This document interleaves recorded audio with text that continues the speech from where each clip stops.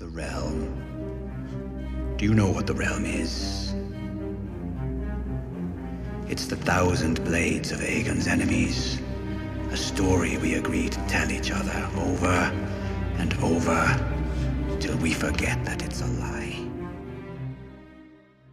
What's up, ladies and gentlemen? Welcome back for another Game of Thrones Season 8 prediction video. In my last video, I talked about one of Cersei's closest allies, which is Qyburn, but this time I want to talk about another one of her allies, which is Euron Greyjoy. This character has become one of Cersei Lannister's most valuable assets, yet no one seems to be saying that much about him. Now that we are only a couple weeks away from the first episode, I have been wondering, what can we expect to see from Euron Greyjoy during the final season?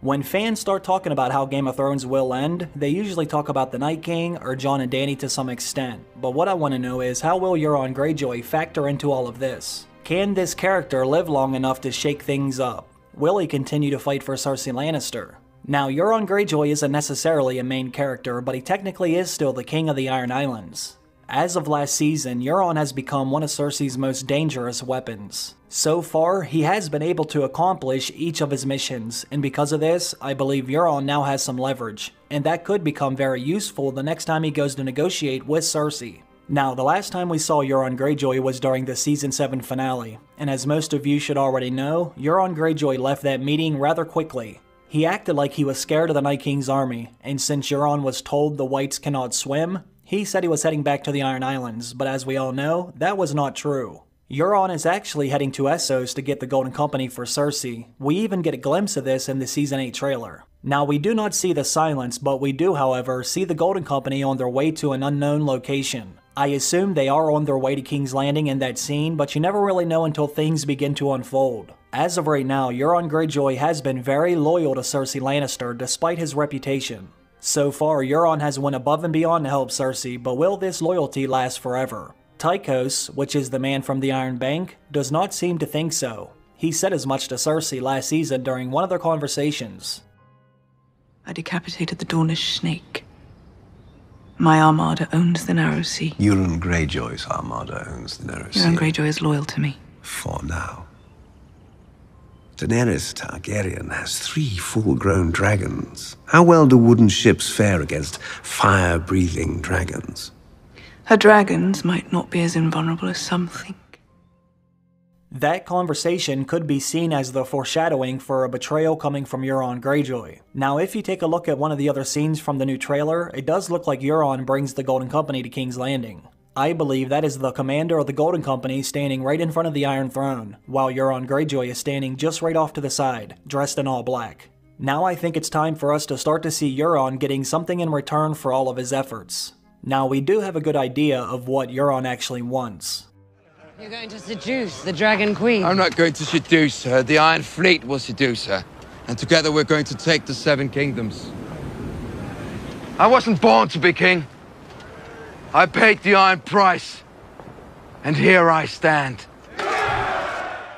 When he showed up at the Kingsmoot in Season 6, he did make his intentions very clear. He wanted to become the king and take the 7 kingdoms with Daenerys at his side. Only Theon and Yara were able to get there first. This made Euron have to adjust his plans because he now has to do it with Cersei, but I believe he still wants to basically do the same thing.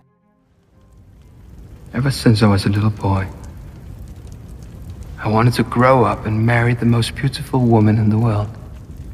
So here I am, with 1,000 ships and 2 good hands.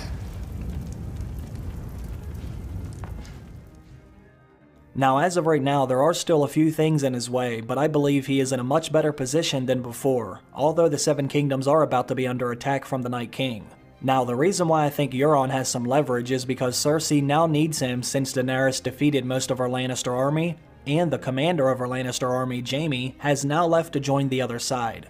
Like I said before, I think we will see a more desperate and vulnerable Cersei next season, and that could actually benefit Euron Greyjoy. At one time, the Lannisters did have a very big army, but their numbers have started to dwindle after all the battles they have been through over the years, especially after Daenerys delivered that devastating blow during the Field of Fire. Not only did Cersei lose most of her Lannister men, but she also lost the Tarlys, along with one of the greatest battle commanders of all time. After taking these losses and losing Jaime, Cersei desperately needs the Golden Company, and as far as we know, Euron was her only means of transportation. Now that Jaime Lannister is out of the way, Euron will have an easier chance of seducing Cersei. Well, after Euron arrives with the Golden Company, Cersei may finally give him a taste.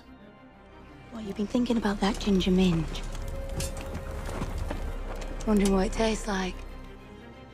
If she doesn't give him anything in return soon, then I could see her finding herself in danger of losing Euron and his entire fleet. Now, I know there are some fans who already believe Cersei will lose the Golden Company because of their allegiance to House Targaryen, but I'm not so sure that will happen. Now, imagine if Cersei did lose the Golden Company. How could they make the battle for the Iron Throne interesting if Cersei doesn't have any soldiers to fight for her side? Daenerys could essentially take over the city before lunch.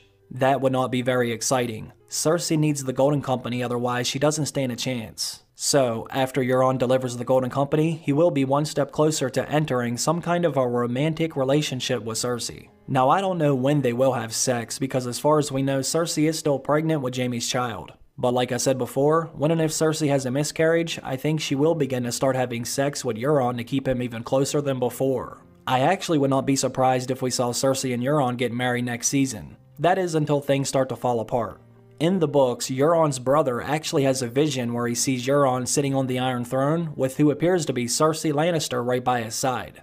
Maybe that dream actually comes to fruition in the show, even if only for a brief period of time. But now I want to talk about something else because I haven't mentioned this in quite some time. How many of you think there is still a chance that we could see Dragonbinder? For those of you that don't know, Dragonbinder is a magical horn that has the ability to bind dragons to a person's will. Now, we haven't seen it in the show, but Euron Greyjoy does have one in the books during the King's Moot. During that scene, he has someone else blow the horn, and when he does, it ends up killing him. It turns the man's lungs black, and the tattoo on his chest begins to bleed. Euron says he found the Dragonbinder during his travels. Now that Euron is heading to Essos in the TV show, I wonder if he will bring it back with the Golden Company. That would certainly make things more interesting if Cersei and Euron had a weapon that could take one of Dany's dragons and turn it against her. Since Daenerys and Jon have Cersei and Euron outnumbered, the Dragonbinder would almost be like an equalizer. It would level the playing field just a bit. Now, I know it's a little late in the game for them to introduce something like that, but it is the last season after all. I think almost anything can happen. At the beginning of the video, I talked about why I believe Euron has the odds in his favor when it comes to his relationship with Cersei, but now I want to talk about what I believe will be Euron's downfall. I have always thought that Euron would eventually get killed by one of his own family members in the end. I think either Theon will kill him, or possibly even Yara could kill him, but I think there might even be an outside chance that Jaime Lannister could do the deed too. We already know Jaime does not like him, and I bet that Jaime would jump at the chance of getting to kill Euron Greyjoy. I would only give that an outside chance though, because I think it would be more fitting if Theon and or Yara did it. Now, as we all know, Yara is currently being held captive on Euron's ship the Silence. Euron was able to ambush Theon and Yara near the beginning of Season 7. Now, although Euron did win that battle, I think he made a big mistake by letting Theon get away. He had the opportunity to kill both of them during the attack, but he made the mistake of opting out to play mind games instead. This will come back to haunt him in the end. Now, I know it might seem very unlikely for Theon to ever be able to get the upper hand on his uncle, but I believe Theon will be one of the factors that leads to Euron's downfall. Yara has been kept alive for this very reason. The show has even been telegraphing this scenario. Last season, we saw Jon help Theon come to terms with his identity crisis. Theon has struggled with this for most of his life, but Jon let him know you don't have to be one or the other. You are a Greyjoy, and you are a Stark. That conversation gave Theon the courage to go outside onto the beach and face his own men. He had to go out there and face some of his fears. When Theon goes out onto the beach and kicks that man's ass, it gives all the other men just enough confidence in Theon to want to stand behind him. That was just enough to motivate them to want to go out and find his sister Yara. Then we see Theon walk out to the water and wash off his face. This was almost like Theon getting baptized in the sea water. He was washing off the person that he once was. He was washing off all of his fears and insecurities. Now he can stand up again as a new man, with a new purpose. What is dead may never die, but rises again, harder and stronger than before. Now, I completely understand if some of you think that was corny, but this is what will lead Theon to getting his sister back and ultimately defeating his uncle Euron. Now, if Theon isn't the one who actually kills Euron, then I think Yara may be the one to do it after Theon sets her free. We have to see Theon at least attempt this because we saw Yara attempt the same thing when Theon was held prisoner by Ramsay. The only difference is Yara was not able to set him free, but I think Theon will succeed where Yara failed. We even hear Theon mention this during his conversation with Jon Snow. Yara tried to save me. She's the only one who tried to save me.